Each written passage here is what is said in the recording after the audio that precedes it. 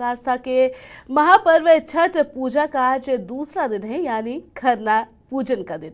4 दिवसीय इस पर्व की शुरुआत 28 अक्टूबर को नहाय खाए के साथ हुई, जो 31 अक्टूबर तक चलेगा। धार्मिक और सांस्कृतिक दृष्टि से छठ पूजा को आस्था का पर्व कहा जाता है, जिसमें सूर्य देव की उपासना की जाती है। महिलाएं और परिवार की खुशहाली और संतान की लंबी आयु के लिए व्रत रखती है। कार्तिक मास के षष्ठी तिथि यानी छठे दिन मनाए जाने के कारण इसे छठ पर्व कहा जाता है। 4 दिनों में अनेक प्रकार के धार्मिक अनुष्ठान और रीति रिवाज होते हैं, जिसमें डूबते और उगते सूर्य को अर्घ दिया जाता है।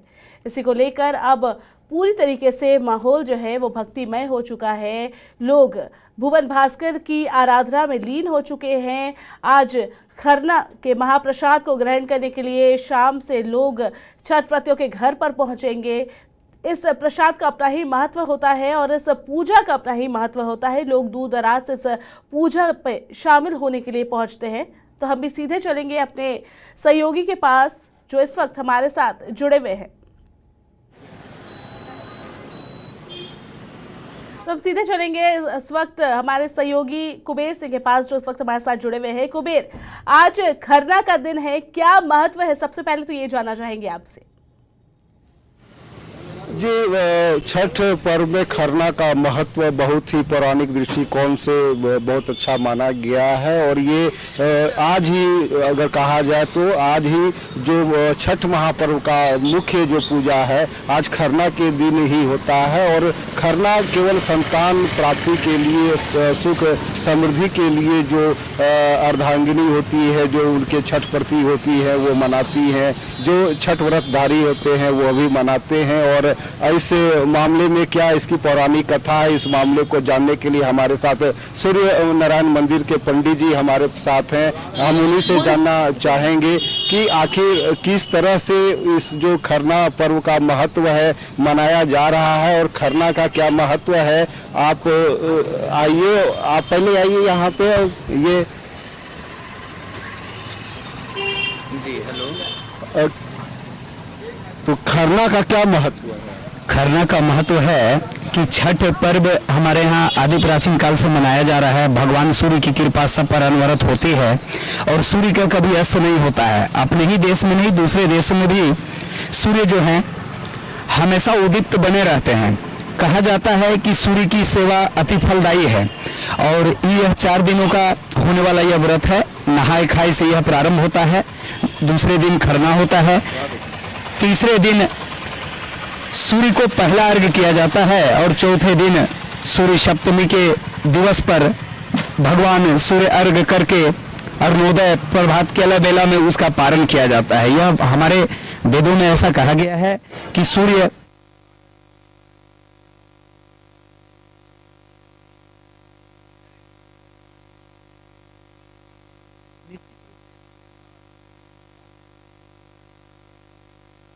जीवन की तमाम समस्याओं का समाधान होता है और अपने जीवन को अधिक प्रखर, अधिक शौर्यपूर्ण और अधिक सामर्थ्यवान अतएव यह छठ का पर्व अति विशिष्ट पर्व है और हम के प्रति भाई पर पूर्णतः सहयोग करते हैं।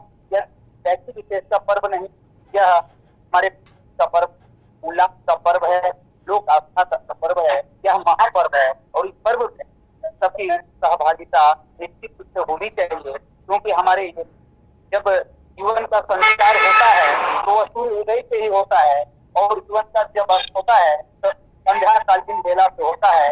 इन दोनों बेलाओं के संगम को नमस्कार करने में यह व्रत आस है और ये व्रत सभी को करना चाहिए।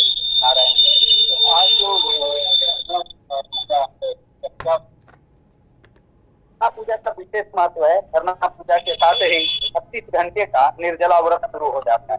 इसमें भगवान भास्कर के लिए जो मुख्य प्रसाद बनाई जाती है, खीर का महाप्रसाद होता है।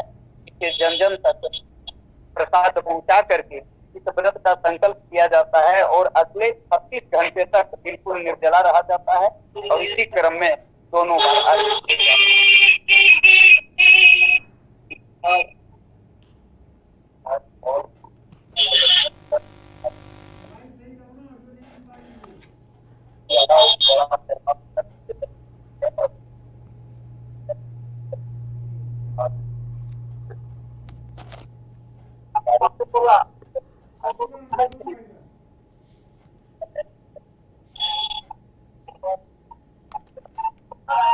जी कुबेर, ये बताइए कि इस वक्त आपके साथ वहां पर पंडित जी मौजूद है। खरना पूजा की आज जो पूजा होगी, शाम में क्या विधि से पूजा होगी, और इसके साथ ही कहा जा रहा है आज खरना के दिन अमृत कारक योग बन रहे हैं जिसका काफी महत्व होता है और इसका काफी शुभ फल मिलने वाला है।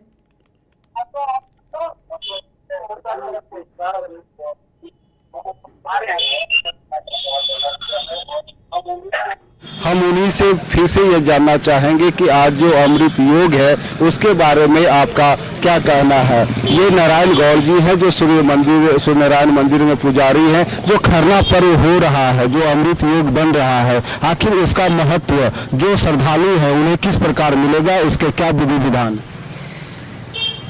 हमारे यहाँ कितने योग बनाए जाते हैं, जिसमें अमृत योग, सर्वसिद्धि योग, अभिषेक योग, गौधुली योग और विजय योग, ये 5 मुख्य हैं। इस बार का खरना अमृत योग के समकक्ष किया जा रहा है। अमृत जो कि वारिना है, जिसके एक बूंद पड़ने से भी लोग प्राणपय जीवन से संचित ऊर्जा को फिर से पुनः प्राप्त कर सकते हैं।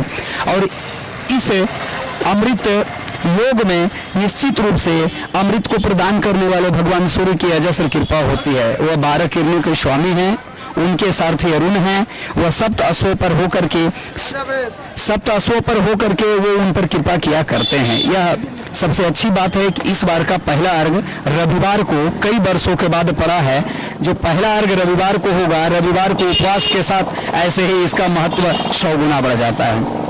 और क्या क्या जो श्रद्धालु हैं उन्हें छठ पर्व में किन किन बातों का ख्याल रखा जाना चाहिए? श्रद्धालु को सबसे पहले पवित्रता का वर्ण करना चाहिए। पूर्ण रूप से वह पवित्र रहें, मन से, वचन से, कर्म से वह पवित्र रहें। किसी के साथ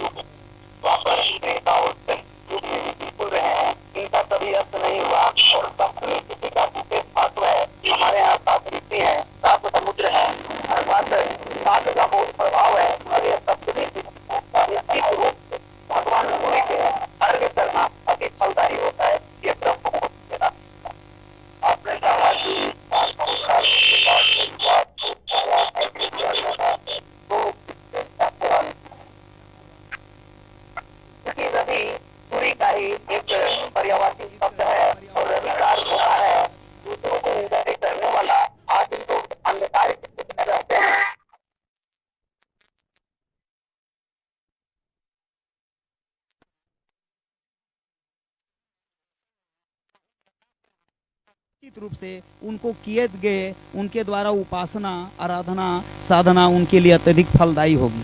तो छठ पर्व के लिए किन किन को बताएंगे? पूजन में ऐसे तो बहुत सारी सामग्रियों की जरूरत पड़ती है।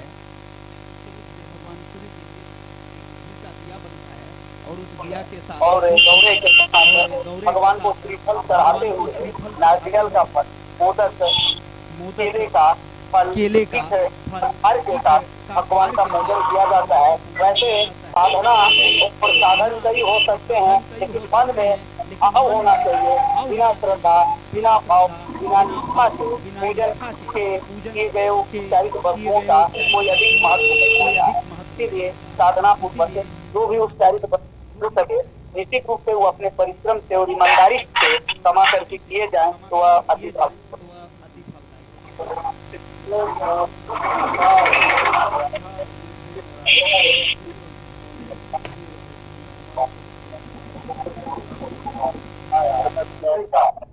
जी कुबेर, ये बताइए कि आपके साथ पंडित जी मौजूद है।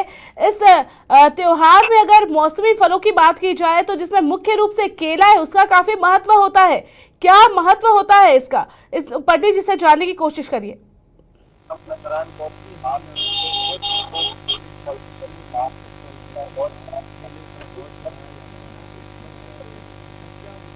केले का रंग पीला है। केले का रंग पीला है। भगवान सूर्य के 7 रश्मियों में एक रंग पीला है। अर्थात जब हम केले का फल चढ़ाते हैं तो पूरी श्रद्धा के साथ चढ़ाते हैं तो क्या होता है कि सिस्टम है वो मजबूत, जिसे हमारे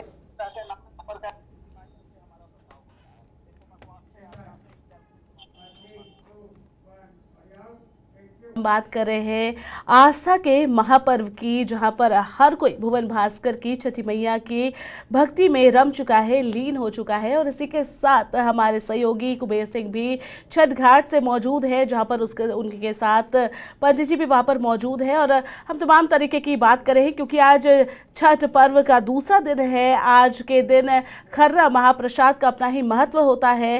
तो हम सीधे चलेंगे फिर से अपने सहयोगी कुबेर सिंह के पास, जो इस वक्त हमारे साथ जुड़े हुए हैं, और उनसे जानने की कोशिश करेंगे इस पर्व की खास बात। कुबेर, सबसे बड़ी बात अगर इस पर्व की जाए तो इस पर्व को महापर्व कहा जाता है। इस पर्व की मान्यता अभी काफी है, लेकिन इस महापर्व की बात करें तो शायद यही इस पर्व की खासियत है कि इस पर्व में ना तो मंत्र की जरूरत होती है और ना ही पंडित की। बस मन से भुवन भास्कर और छठी मैया की पूजा से ही मनवांछित फल की प्राप्ति होती है।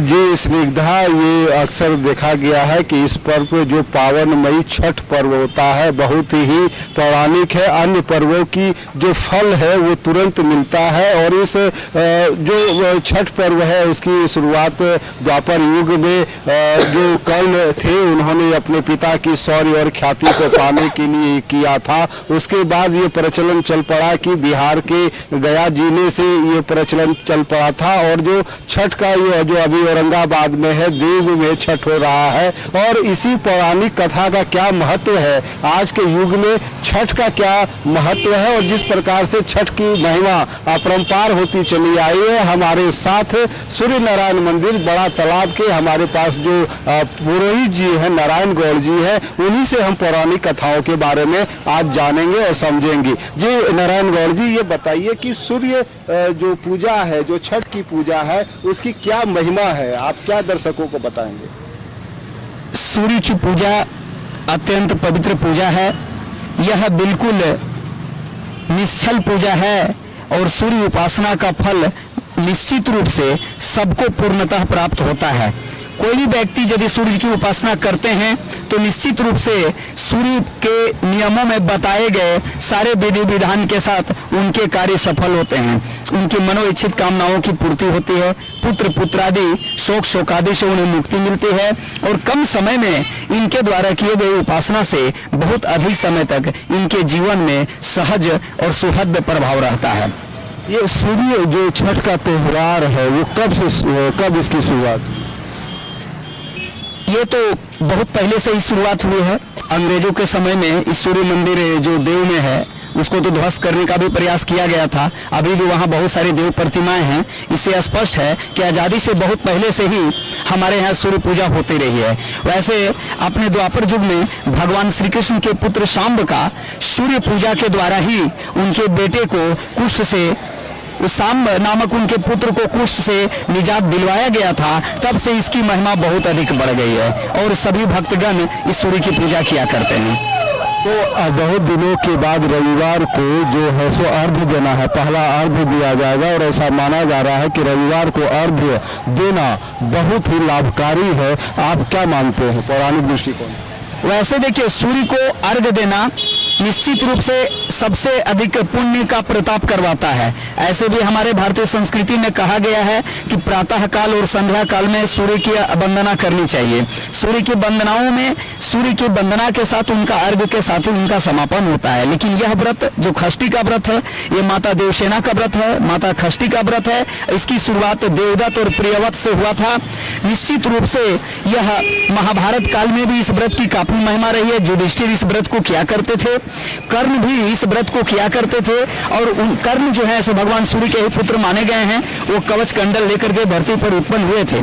कहा जाता है कि सूर्य अर्घ्य निश्चित रूप से करना चाहिए और प्रथम अर्घ्य के साथ अर्थात माता षष्ठी को नमन करते हुए भगवान सूर्य की प्रथम बेला में अर्थात दूसरे अर्घ्य के लिए तैयारी किया जाता है। इसमें माता और पिता दोनों को परम सत्ता का एक रूप मान करके उनका पूजन, उनका अर्चन, उनका अर्घ्य किया जाता है। तो छठ का विशेष महत्व है, खासकर बिहार में, अब झारखंड में भी और अब तो पूरे देश में और साथ साथ विदेशों में भी छठ महिमा अपरंपार हो चली है। इसके पीछे का जो पौराणिक उद्देश्य है आपने बताया, और ये जो छठ पूजा है जिस तरह से उसका प्रचलन बढ़ा है अन्य पूजा के अपेक्षा, इसमें आपका क्या राय है? देखिए, छठ का पूजा जो है तो वो प्रादेशिक ही है, लेकिन अब राष्ट्रीय ना अंतर्राष्ट्रीय इसलिए होते जा रहा है कि इसकी महिमा सब लोग जान चुके हैं। कहा जाता है कि कोई भी ऐसा व्यक्ति आज नहीं होगा जो माता षष्ठी और भगवान छठ के लोक आस्था के पर्व को नहीं जानता होगा अथवा उसके प्रति करना नहीं चाहता। यह जाति, वर्ग, धर्म, विभेद से बढ़कर ऊपर उठ करके यह पर्व है और यह पर्व निश्चित रूप से बहुत अधिक पुण्य देने वाला है, शौर्य देने वाला है, शरीर को निरोग करने वाला है, जन जन में प्रकाश लाने वाला है, समस्त दुखों का नाश करने वाला है। यह पर्व अति फलदायी है जो पौराणिक काल से चलते हुए अभी तक आई है। यह तो सनातन का पर्व है जो कि बरसों पहले से था, अभी है और आगे भी चलता रहेगा। तो इस पर्व में जो विधि विधान है, आप लाइव सेवन के दर्शकों को बताना चाहेंगे कि विधि विधान का क्या महत्व है, किस ढंग से इसकी पूजा होनी चाहिए? यह पर्व सबसे पहले पवित्रता का पर्व है। इस पर्व में लाए जाने वाले सभी साधन पुनः पवित्र किए जाते हैं और उसके बाद भगवान सूर्य इसके देवता होते हैं। भगवान सूर्य की इसमें पूजा की जाती है। पूजा करने के लिए बड़ा सामान्य सा नियम है, धूप दीप जलाया जाता है, भगवान के निमित्त लाए गए समस्त फल प्रसाद को दिखाया जाता है, दूध का अर्घ चढ़ाया जाता है और शीश नवा करके उन्हें प्रणाम किया जाता है। उसके बाद सूर्यदेव संसुरांशु तेजोरासो जगतपते अनुकंप्यम मां भक्त ग्रहर घर दिवाकर ऐसा बोल करके सूर्य को अर्घ दिया जाता है, सूर्य को दंडवत किया जाता है और सूर्य के साथ पृथ्वी में दंडवत करते हुए पृथ्वी माता और सूर्यदेव दोनों से अपने माता पिता के सदृश जो है से फल की प्राप्ति किया जाता है, वरदान की प्राप्ति किया जाता है। छठ पर्व कैसे लोग कर सकते हैं? महिलाएं भी करती हैं, पुरुष भी करती हैं। महिलाओं के लिए क्या अलग है और पुरुषों के लिए क्या अलग है? जी नहीं, छठ पर्व दोनों के लिए बिल्कुल एक व्यवस्था पर बना हुआ है। एक व्यवस्था की दूरी पे ही सभी लोग छठ का व्रत किया करते हैं। क्या पुरुष क्या स्त्री, नर और नारी एक समान, भगवान की दृष्टि में नर और नारी एक समान होते हैं और यहाँ समानांतर का पर्व है। यहाँ पुरुष के लिए अलग नहीं और स्त्री के लिए अलग नहीं। कहा जाता है कि पुरुष वर्ग प्रधान होता है, परंतु यहाँ माता षष्ठी से ही यह व्रत चालू होता है, इसलिए महिलाओं को इसे पहले प्रश्रय दिया गया है। वैसे भी 21वीं सदी में नारी का भविष्य उज्ज्वल कहा जाता है और भगवती षष्ठी इसका तिरोहार ही करती है। तो स्निग्धा, ये है नारायण गौर जी जो प्राचीन श्री सूर्य नारायण मंदिर में पुजारी है। इन्होंने छठ पर्व की महत्ता को लाइव सेवन के दर्शकों को बताया, उन्हें दर्शाया। स्निग्धा जी, कुबेर, अब जाते जाते आपसे आखिरी सवाल करेंगे, क्योंकि अब छठ को लेकर सारी तैयारियां लगभग पूरी हो चुकी है, घाटों में भी तैयारियां पूरी हो चुकी है। इस वक्त आप मौजूद हैं वहां पर, क्या कुछ वहां पर तैयारी नजर आ रही है इस वक्त? जी, यहाँ मैं अभी बड़ा तालाब छठ पूजा समिति के पास हूँ और बड़ा तालाब में बहुत हद तक बहुत अधिक संख्या में जो छठ व्रती हैं वो अर्घ्य देने के लिए आते हैं। सुबह हो या शाम का वक्त हो, दोनों समय में छठ व्रती का यहाँ पे बहुत ही भीड़ रहती है। और यदि मैं देखना चाहूँ या लाइव 7 के दर्शकों को बताना चाहूँ कि इस बार बड़ा तालाब छठ पूजा समिति की ओर से जो श्रद्धालु आएंगे छठ घाट पर भगवान भुवन को अर्घ्य देने के लिए आएंगे, उनके लिए विशेष तैयारी की जा रही है। और ये विशेष तैयारी में आप यह कह सकती हैं कि यहाँ पे उनके लिए लाइट की व्यवस्था की गई है, जो साफ सफाई की व्यवस्था है वो पूरी तरह से की जा रही है। और जो इनके संरक्षक हैं राजीव रंजन मिश्रा जी, यहाँ पे दिन रात लगे हुए हैं। जो श्रद्धालु हैं उनके लिए तोरण द्वार बनाए जा रहे हैं। आप जैसा देख सकती हैं कि यहाँ स्टूडेंट फेडरेशन और छठ पूजा समिति बड़ा तालाब की ओर से एक मंच बनाया जा रहा है। बाएं ओर भी एक मंच बनाया जाएगा जहां पर जो गण्यमान्य व्यक्ति है उनको सम्मान देने के लिए किया जाएगा। और जिस प्रकार से लाइव 7 के दर्शकों को दिखाया जा रहा है कि तालाब की जो साफ सफाई है वो किस कदर जो है सो हो रही है, और जो लाइटिंग की व्यवस्था है ताकि जो श्रद्धालु जो छठ व्रती यहाँ पे अर्घ्य देने के लिए आए उन्हें किसी प्रकार का कोई भी परेशानी का सामना नहीं करना पड़े। और जिस प्रकार आप देख सकती हैं कि किस तरह से एक रेखा भी जो लक्ष्मण रेखा है वो भी तान दिया गया कि यदि इसके आगे आप जाइएगा तो गहरे पानी में आप जाइएगा। इसलिए छठ व्रतियों को वहीं तक जाने के लिए अनुमति है जहां तक वो लाल धागा जो लाल रस्सी वहां पे बांधी गई है वहीं तक जो है सो छठ व्रती जा सकते हैं और भगवान भुवन को अर्घ्य दे सकते हैं। स्निग्धा जी कुबेर, आपका बहुत बहुत शुक्रिया तमाम जानकारी के लिए। आप वहां पर तस्वीरें साझा की, हमारे दर्शकों को आपने सारी तस्वीरें दिखाई, क्या कुछ तैयारी है आपने बताया, इसके लिए आपका बहुत बहुत शुक्रिया। तो छठ पूजा का त्योहार देश विदेश तक मनाया जाता है। खासकर भारत के पूर्वी उत्तर प्रदेश, बिहार और झारखंड जैसे राज्यों में महापर्व छठ की धूम देखने को मिलती है। इसमें भगवान सूर्य देव की आराधना की जाती है। साल में 2 बार छठ का त्योहार मनाया जाता है, पहला चैत्र शुक्ल षष्ठी को और दूसरा कार्तिक माह के शुक्ल षष्ठी को। ये पर्व पूरे 4 दिनों तक चलता है, जिसमें 36 घंटे का निर्जला व्रत रखा जाता है। सुख, सौभाग्य, समृद्धि, संतान और सुखी जीवन की कामना के लिए छठ पूजा की जाती है। छठ पर्व की शुरुआत नहाय खाए के साथ होती है।